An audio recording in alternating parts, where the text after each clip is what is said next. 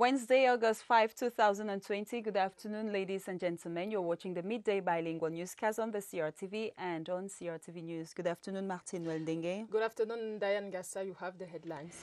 The 2020 examination session continues in the country, this time with candidates sitting the probatoire examination taking their first question papers this 5th of August. In the Central region alone, over 62,000 candidates have started writing the exam.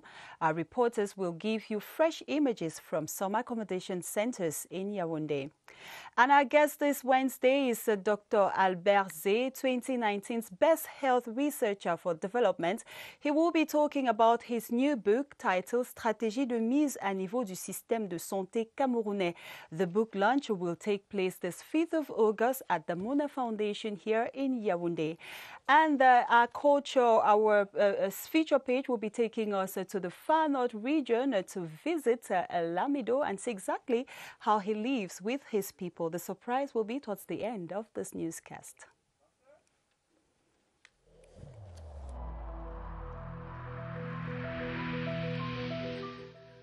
Je demande par ailleurs aux personnes testées positives de respecter scrupuleusement les règles de confinement.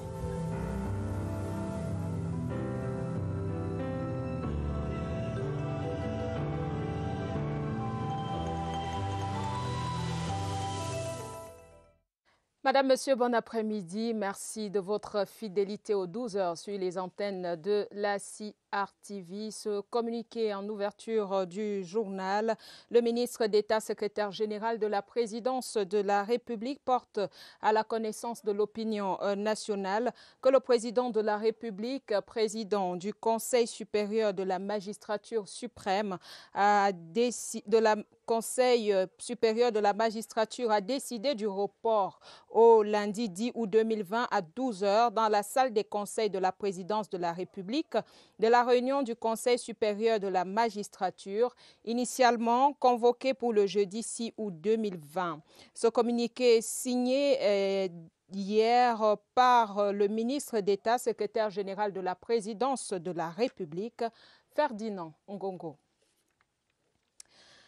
Examen officiel 2020, le probatoire général a démarré ce jour. Ce sont plus de 62 000 candidats qui frappent aux portes de la terminale dans la région du centre. Ils sont jusqu'au 11 août courant. Ils vont tenter de décocher leur ticket au sous-centre écrit du lycée bilingue d'Onkoleton ici à Yaoundé. 24 candidats à besoins spéciaux sur les 916 que compte le centre sont sur la ligne de départ. Sadou Mamoudou, reportage. Le pas ferme, la mine décontractée, sans gêne aucune, ces candidats malvoyants et déficients auditifs tâtent le terrain de leur destinée. Le probatoire de l'enseignement secondaire général. Les professeurs m'ont accompagné pour que à fin d'année, je puisse être à la hauteur. J'ai révisé, j'ai assimilé ce que j'ai appris. Le chef de sous-centre écrit du lycée bilingue de Colleton renforce les traits des mesures spéciales dédiées à cette catégorie d'aspirants. 916 candidats. Nous avons des déficients visuels qui sont au nombre de 16 et les déficients auditifs qui sont au nombre de 8. Nous devons leur accorder le tiers du temps du déroulement de l'épreuve en plus. Ils sont encadrés par des personnes spéciales aussi. Confirmation en salle avec Joël Bapou, le coach spécial des candidats malvoyants. De 10 ans aujourd'hui, le fils du baccalauréat a fait des efforts énormes pour la transcription des épreuves en braille. Du 5 au 11 août courant, 62 648 candidats de la région du centre vont restituer les connaissances acquises durant une année plutôt unique en raison de la maladie à coronavirus. L'institution de l'enfance de Bétamba reçoit ce jour un don de la République de Corée, un don constitué de matériel informatique, réceptionné à l'instant même par le ministre des Affaires sociales, Pauline Irène Nguéné. Lui, le directeur de l'institution camerounaise de l'enfance, Lui, Oswald Mabali, a reçu symboliquement le paquet des mains de l'ambassadeur, son Excellence Kim Jong-un. La cérémonie vient de s'achever au ministère des Affaires sociales ici à Yaoundé. Et la suite avec vous, Diane Gassa. Yes, and on to this press release, Martin Weldengue, the Minister of State, Secretary General at the Presidency of the Republic, hereby informs the national community that the President of the Republic, Chairperson of the Higher Judicial Council, has postponed the meeting of the Higher Judicial Council initially scheduled for Thursday, 6th of August 2020, to Monday, the 10th of August at noon at the conference room of the Presidency of the Republic. It was signed yesterday in Yaoundé by Ferdinand Ngongo, Minister of State, Secretary General at the Presidency of the Republic. And on to some education now. Candidates sitting the probatoire examination of the French subsystem of education have started writing the exam across the National Triangle today. Among some of the candidates are physically challenged students who are taking the exam in absolute confidence and serenity. Our reporter Alice Mbe early today visited the government bilingual high school Nkoleton Accommodation Center to know exactly how the candidates started on this first day. 916 candidates sitting in for the probatoire examination at the government bilingual high school Nkoleton, 472 boys, 444 girls, 8 deaf and dumb, and 16 visually impaired candidates. The OBC have done very well to emphasize their way of make their examination. This year there are 2 rooms, one for the deaf and dumb, and other for the visually challenged. So for those who are special disability, they add some 15 minutes in order to make them be in the same level with other. At exactly 6:30 a.m., the school authorities were at the entrance of the school, amongst others, taking the temperature of the candidates. This to ensure that all government barrier measures were strictly respected. Exams are going on well. We have special candidates. When they write their exam, we act on the regular time. The exam that began this morning with chemistry and history will run for 5 days. And from the secondary school milieu, we move over to the university milieu. This time, the new rules of administrative and academic ethics and deontology in the university milieu has been validated and adopted. The ceremony, which took place at the University of Yaoundé 2 in Soa, was attended by a cross-section of the students of that institution and administrative officials of that institution. This is in line with the circular signed by the Minister of State, Minister of Higher Education, Professor Jacques Famdongo. Let's now get the details of the story with Gerald Nanji Eyambe. The act of harassment in all its forms, corruption, absenteeism in the workplace, plagiarism and fraud, among others, are some of the common practices observed in the university milieu. In the face of all this, the Minister of State, Minister of Higher Education, through a circular, has called on both the central services and those in the university milieu to strictly comply with the professional and academic ethics. For us students, it is an encouragement to work hard and harder to be a model for our society.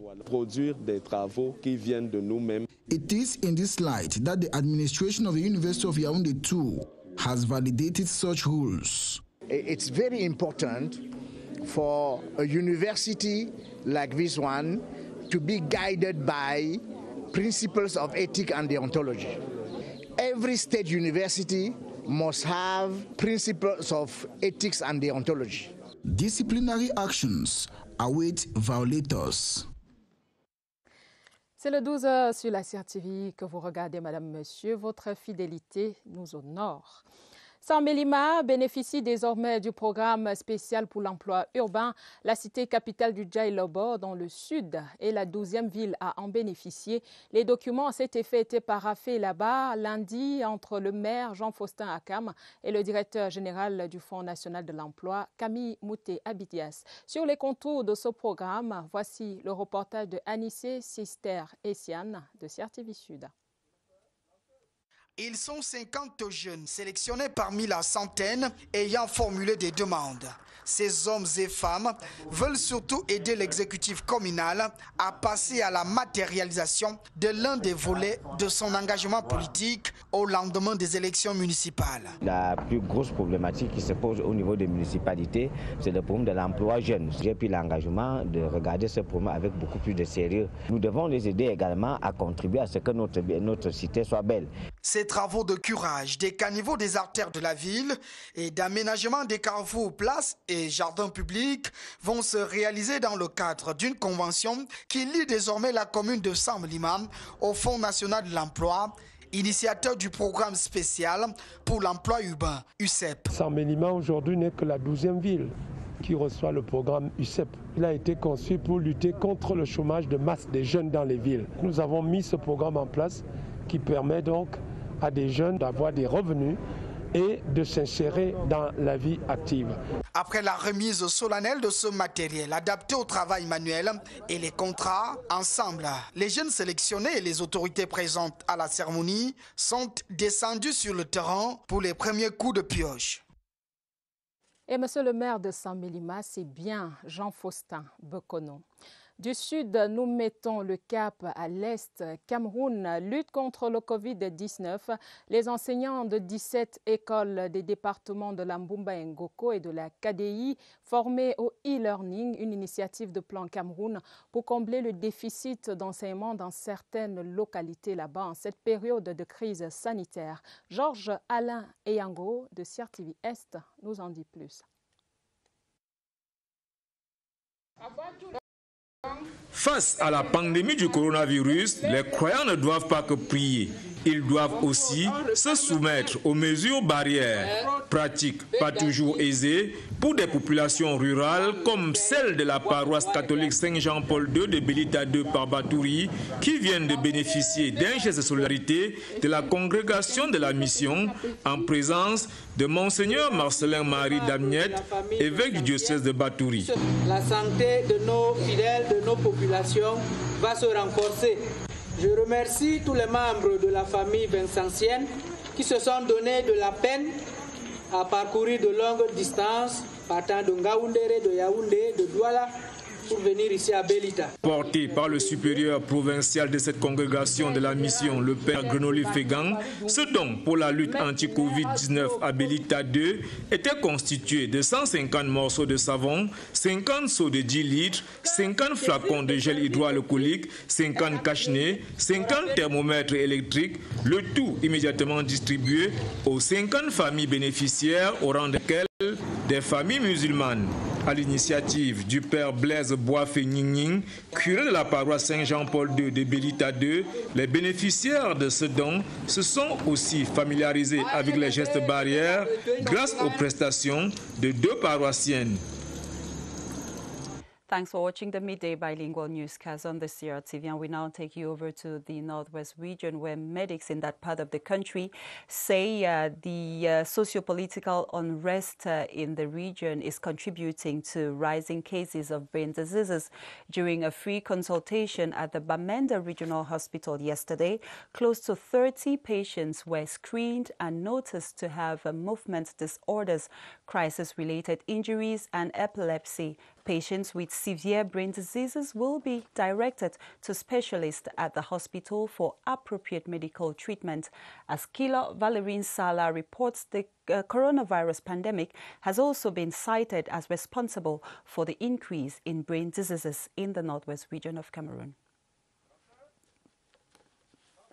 The Northwest region already has more than 600 coronavirus cases. Many have been traumatized by the pandemic and its mortality rate, a scenario that leaves the mental state of many in jeopardy. COVID-19 can affect the nervous system, even acutely. So you have people who have developed some form of paralysis because of COVID-19. You have people who develop a type of meningitis as a result of COVID-19. During the first day of consultation Tuesday at the Bamenda Regional Hospital, varied diseases affecting the brain have already been detected. So if you have, for example, a stroke or paralysis or epilepsy, and you have to deal with COVID-19, it may just render your neurons and your brain a little more fragile. Close to 30 patients have already received free consultation at the Bamenda Regional Hospital during the two-day exercise that kicked off Tuesday.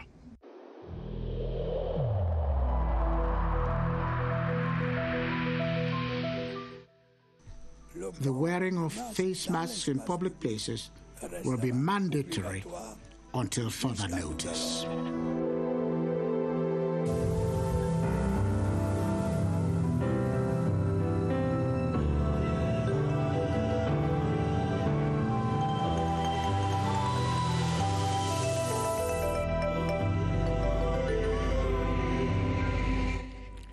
And calm is gradually returning to Mayo Muskota subdivision in the Far North region after incursions by an armed gang into the locality of Ngechewe, where 19 persons were killed and 16 others injured. As we hear in the following report by Ayuk John Ashu, the collaboration between the army and the local population to oust the common enemy, Boko Haram, is laudable. It has been, it is and remains perfect synergy between Cameroonian defense and security forces and local vigilante committees on the line of front against a common enemy, Boko Haram, perpetrator of untold human and material casualties in the Far North region. Be it in Kerawa, Limani, and Kolofata in Mayo Sava Division, Mabas, Mayo Muskota, and Turu in Mayo Chanaga or Fotokol in Logona Shari.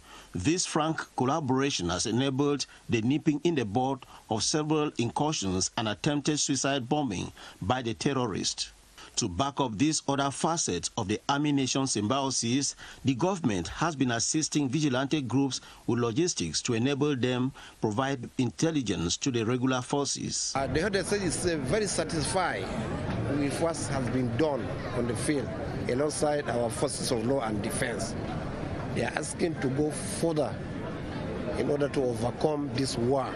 In several times, he had underlined and pointed out the important role played by this vigilant committee, defend to protect our national integrity. The Banga Kuseri Road stretch, where the Military Engineering Corps has been active in its reconstruction. We are working for that population, and the military serving in the Engineering Corps are Cameroonians. Some of them are from this region. We can work the best for them. The professionalism, commitment, and loyalty of our defense and security forces engaged in the war against Boko Haram continues to attract the esteem and collaboration of the civilian population in the Far North region. The 2019 Best Health Researcher and Health Economist, Dr. Albert Zé, will today make public his 50-page book titled « Stratégie de mise à niveau du système de santé camerounais ». His book proposes a new vision which seeks to optimize healthcare in Cameroon while putting in place concrete strategies to make it accessible to everyone. Joyce Tata perused through the book and tells us a little more in the following report. Dr. Albert Zé puts to writing 10 years of his work and reflections as a medical doctor in his book Stratégie de mise à niveau du système de santé camerounais. The author says health is an essential element in the development and economic growth of countries, and so it is inevitable to look for ways of preserving or ameliorating access to proper health care by the population. He presents in 4 parts how to build an efficient health system in Cameroon, as well as fighting illnesses like malaria and other health risks, amongst others. This piece will be available for public consumption after its official launch at the Mouna Foundation in Yaoundé later today. Et le docteur Albert Zé est déjà avec nous sur ce plateau. Bonjour et bienvenue. Bonjour à vous, Madame Dengue. Vous êtes économiste de la santé et auteur. Vous venez de commettre un nouvel ouvrage, on l'a vu, stratégie de mise à niveau du système de santé camerounais, qui sera dédicacé cet après-midi à la Fondation Mouna Yaoundé. Mais avant de parler du contenu de cet ouvrage de 50 pages, est-ce que vous pouvez nous dire en quelques mots, c'est quoi un économiste de la santé? Alors, merci d'abord pour cette question qui revient toujours. Il est très important aujourd'hui que les uns et les autres comprennent que l'économie de la santé est un domaine particulier de la science économique qui s'occupe des questions de santé. Et pour cela, l'économiste de la santé a le rôle et la tâche justement de faire des analyses sur la santé, les liens qui existent entre la santé et le développement, entre les systèmes de santé et la vie socio-économique des populations, et puis également l'élaboration des politiques de santé, l'élaboration des politiques de lutte contre les maladies, des questions également liées au financement de la santé, afin de pouvoir améliorer l'allocation du budget à la santé.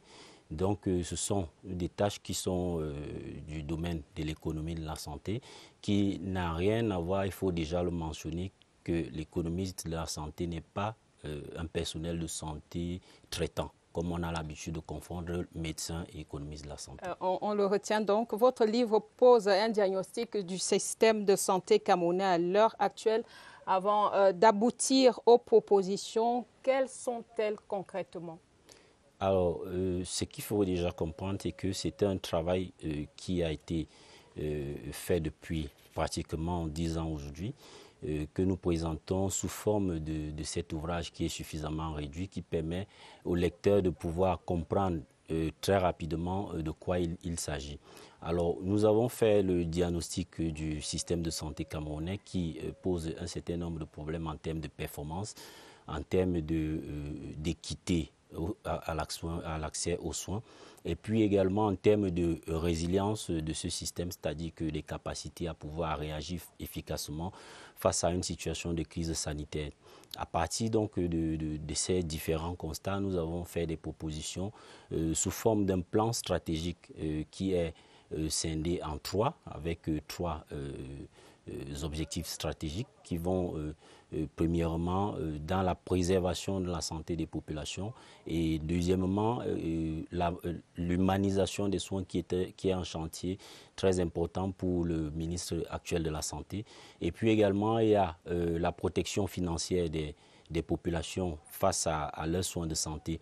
Il faut maintenant mentionner que tous ces objectifs stratégiques ont des objectifs spécifiques et puis maintenant des actions recommandées. C'est au niveau des actions que nous sommes également en train de proposer des actions qui sont à moindre coût et qui peuvent nous faire avancer dans l'amélioration de notre système de santé. Il faut le dire déjà de façon globale que ce travail vise justement à améliorer la performance et l'état de notre système de santé. Docteur Zé, quelles seraient donc les conditions favorables à l'application de vos propositions? Alors, l'une des conditions que j'estime être la condition essentielle est juste l'écoute de nos autorités face à ces propositions qui peuvent normalement apporter une solution importante dans les situations de santé que nous sommes en train de vivre aujourd'hui. Et c'est la condition la plus importante même dans tout ceci. Lorsque nous avons déjà fait des propositions en tant que chercheurs, tout ce que nous attendons, c'est l'écoute des autorités qui peuvent donner justement le quitus pour une ouverture des discussions et l'amélioration justement des propositions. Docteur Albert Zé, économiste de la santé et auteur, merci d'être venu partager tout cela avec nous. C'est moi qui vous remercie. La dédicace de votre ouvrage, c'est tout à l'heure 15h à la Fondation Mouna. La CRTV vous accompagnera naturellement comme elle le fait pour toutes les belles initiatives. Vous ne partez pas, vous restez avec nous et on va dans le sud pour vous raconter une histoire comme il n'en existe pas beaucoup. C'est celle de cette candidate au BEPC à Mengong qui a donné naissance à des jumelles entre deux épreuves. C'était samedi dernier. Justine Oye a eu les contractions en pleine salle d'examen pendant l'épreuve de sciences de la vie et de la terre. Ghislaine Aléné de CRTV Sud a rencontré la jeune maman quelques jours plus tard. Voici son histoire. Ces deux bébés qu'elle appelle affectueusement Ange dans les bras, Inès Justine Oye, candidate au BEPC, achève en beauté l'année scolaire 2019-2020. Nous avons rencontré cette jeune maman à son domicile à Ebolobola, village situé sur le tronçon Ebolova-Mengong. Je suis fière, très fière de mes enfants et je serais plus fière si Dieu me donne aussi mon examen.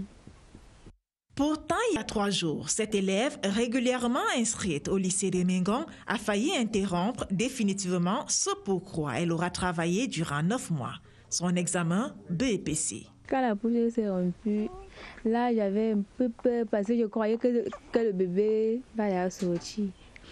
C'est dans cette salle de composition du lycée de Mengong que la scène époustouflante se déroule en pleine épreuve de SVT. Elle avait le numéro 152. C'est ici qu'elle était en train de composer et le surveillant de salle est venu signaler au niveau du secrétariat qu'il y a une candidate qui a des malaises. Grâce à la bravoure de cette infirmière temporaire au district de santé de Mengong, Inès Justine Oye a vu son vœu se réaliser. On l'a aménagé dans la salle d'à côté. J'ai fait appel à ma collègue pour venir avec le kit d'accouchement. La première est sortie à 9h01, la deuxième à 9h15. À ce jour, la maman et les bébés se portent bien. La jeune mère, toute heureuse d'avoir eu ses bébés dans les circonstances particulières, est confiante pour la suite. Son rêve, obtenir son BEPC, le 3e bébé qu'elle attend vivement. On va dire bienvenue au petit bout de chou, bonne chance et bon courage à la maman. La page magazine de ce midi, elle nous plonge au cœur de la chefferie traditionnelle. Direction Meskine, dans le Diamaré, région de l'extrême nord, pour vivre la journée du Lamido. Amadou Daïrou, à la fois guide spirituel, juge coutumier et leader de sa communauté. Découvrons le quotidien de ce père de 21 enfants rencontré par Aladji Mustafa qui signe la page magazine du 12h. C'est en octobre 1990 qu'il a pris les rênes de Meskine, un lamida situé à 6 km de la ville de Maroua. Depuis 30 ans, Sa Majesté le Lamido de Meskine a un emploi du temps bien défini. C'est d'abord la prière de 5 heures. Quand à la cour, elle vient probablement vers 8 heures. On repartage les tâches. Le chef se retire après la prière de 14 heures. Dépositaire des valeurs traditionnelles et ancestrales, Sa Majesté le Lamido de Meskine consacre aussi du temps à ses femmes, ses 21 enfants et ses 5 petits-fils. Malgré que nous avons de nombreuses femmes et de nombreux enfants, on s'occupe de tout le monde. Âgé de 52 ans, Sa Majesté Amadou Daïrou est aussi un homme politique. J'ai été d'abord président de sous-section du RDPC, puis maire de la commune rurale de Maroua. Aujourd'hui, sénateur suppléant dans le Diamaré. À l'heure où le Cameroun fait face au coronavirus, il laisse ce message aux 22 000 âmes qui peuplent Meskine. Respecter les institutions gouvernementales, laver les mains, se protéger avec les cache-nez, respecter les distanciations sociales. Le Lamida de Meskine, qui a vu le jour en 1795, compte 53 chefferies de 3e degré. Voilà qui vient mettre un terme aux 12 heures de ce mercredi 5 août 2020. Madame, messieurs, merci d'avoir regardé. Merci surtout de rester sur nos antennes. De programmes intéressants vous seront proposés. Dan Gassa et moi, nous revenons demain avec le même plaisir à la même heure, 12 heures. See you tomorrow, Dan Gassa. See you tomorrow and to have a beautiful day in the company of our programs.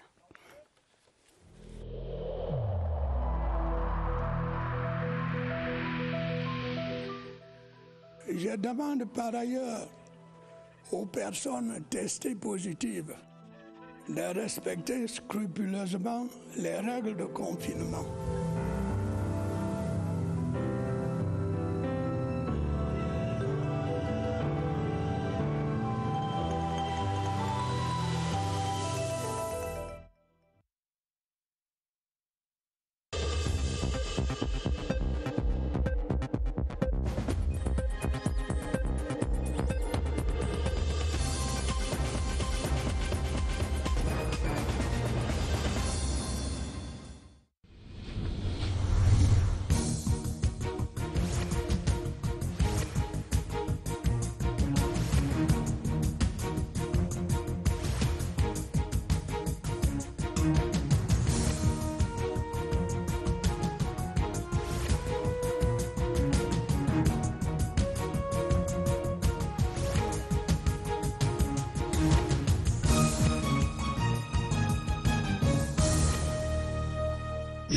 CRTV News, ici, toute l'info.